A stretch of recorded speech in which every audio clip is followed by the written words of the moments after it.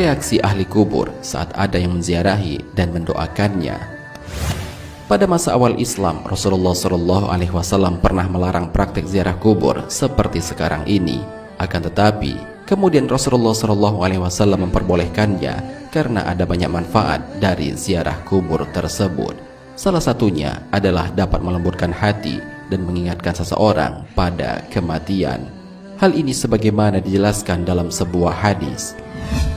Dahulu aku pernah melarang kalian untuk berziarah kubur, namun sekarang ketahuilah, hendaklah kalian berziarah kubur karena ia dapat melembutkan hati, membuat air mata berlinang, dan mengingatkan kalian akan akhirat.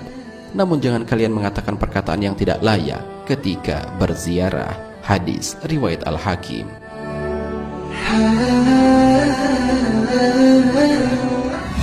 Hal ini pun kembali dijelaskan oleh Imam Al-Munawi dalam kitab Faidul Qadir.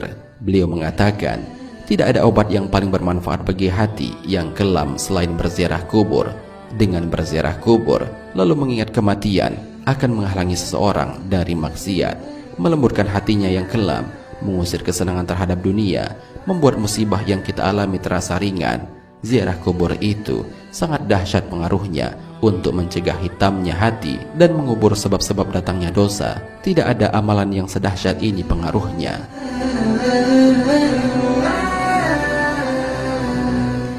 Dalam sebuah riwayat dijelaskan, salah seorang ulama salaf yang bernama Utsman bin Sawan bercerita tentang ibunya. Ia adalah seorang wanita yang ahli ibadah. Saat ibunya hendak meninggal dunia, ia mengangkat pandangannya ke langit dan berkata, "Wahai tabunganku, wahai simpananku, wahai Tuhan yang selalu menjadi sandaran dalam hidupku dan setelah kematianku, jangan engkau abaikan diriku saat mati, jangan biarkan aku kesepian dalam kuburku." Kemudian ia meninggal dunia. Aku selalu berziarah ke makamnya setiap hari Jumat. Aku berdoa untuknya dan memohonkan ampunan baginya dan semua ahli kubur di sana. Pada suatu malam, aku bermimpi berjumpa dengan ibuku. Aku berkata, "Wahai ibuku, bagaimana keadaanmu?" Ia menjawab, "Wahai anakku, sesungguhnya kematian itu adalah kesusahan yang dahsyat. Aku alhamdulillah ada di alam barzah yang terpuji. Ranjangnya harum dan bantalnya terdiri dari tenunan kain sutra." Aku berkata, "Apakah ibu ada keperluan kepadaku?" Ia menjawab, "Iya. Janganlah engkau tinggalkan ziarah yang engkau lakukan pada kami. Sesungguhnya aku sangat senang dengan kedatanganmu pada hari Jumat saat berangkat dari keluargamu. Orang-orang bakal berkata kepadaku, 'Ini anakmu telah datang.' Lalu aku merasa senang dan orang-orang mati yang ada di sekitarku juga merasa senang."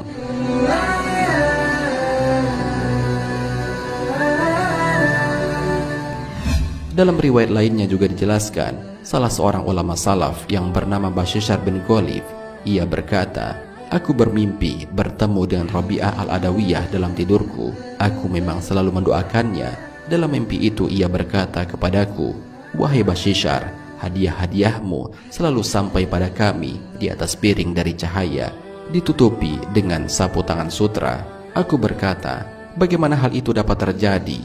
Ia menjawab, 'Begitulah doa orang-orang yang masih hidup apabila mereka mendoakan orang-orang yang sudah mati dan doa itu dikabulkan. Jadi doa itu diletakkan di atas piring dari cahaya dan ditutupi dengan sapu tangan sutra. Lalu hadiah itu diberikan kepada orang mati yang didoakan itu. Lalu dikatakan kepadanya, 'Terimalah ini hadiah si fulan kepadamu.'" Benarkah ahli kubur mengetahui siapa yang menziarahi dan mendoakan? Pertanyaan tentang tahu atau tidaknya ahli kubur terhadap orang-orang yang menziarahi dan mendoakannya sudah dijelaskan dalam sebuah riwayat dari Al-Baihaqi dalam kitab Syu'abul Iman dari Muhammad bin Wasi. Ia menyebutkan, "Telah sampai kepadaku bahwa orang-orang yang telah meninggal mengetahui orang yang menziarahinya pada hari Jumat serta satu hari sebelum dan setelahnya." Hal ini juga ditegaskan oleh As-Sayuti sebagaimana riwayat Al-Ukaili dari Abu Hurairah. Seorang sahabat bernama Abu Razin pernah bertanya kepada Rasulullah SAW, "Wahai Rasulullah, jika aku mau berjalan melewati kuburan orang-orang yang telah meninggal, adakah ucapan yang dapat aku sampaikan ketika melewati mereka?" Rasulullah SAW menjawab, "Ucapkanlah olehmu, Assalamualaikum ya ahlal kubur minal muslimina wal mu'minin, antum lana salafun wa nahnu lakum tabaun wa inna insyaallahu bikum lahikun, yang mana artinya salam keselamatan teruntuk kalian wahai ahli kubur dari orang-orang muslim dan mukmin. Kalian adalah pendahulu bagi kami dan kami adalah pengikut kalian. Sesungguhnya kami insyaallah akan menyusul kalian.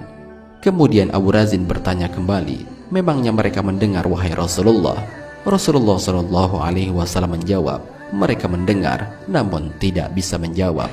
Rasulullah Shallallahu Alaihi Wasallam berkata lagi, wahai Abu Razin, tidakkah engkau ridho ucapanmu dijawab oleh para malaikat sebanyak mereka?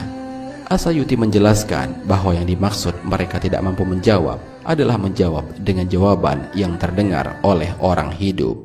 Artinya mereka tetap menjawab, namun hanya saja tidak terdengar oleh orang yang masih hidup.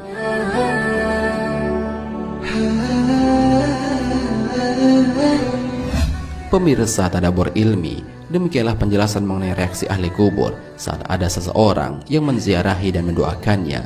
Semoga video ini dapat menggugah hati kita untuk lebih sering berziarah atau mendoakan orang-orang yang sudah meninggal dunia, karena hal itu juga dapat melembutkan hati dan meningkatkan ibadah kepada Allah Subhanahu wa Ta'ala. Wallahu a'lam bishawab. Jika terdapat kesalahan dalam penyampaian ini, admin mohon maaf, dan itu merupakan kesalahan dari admin sendiri.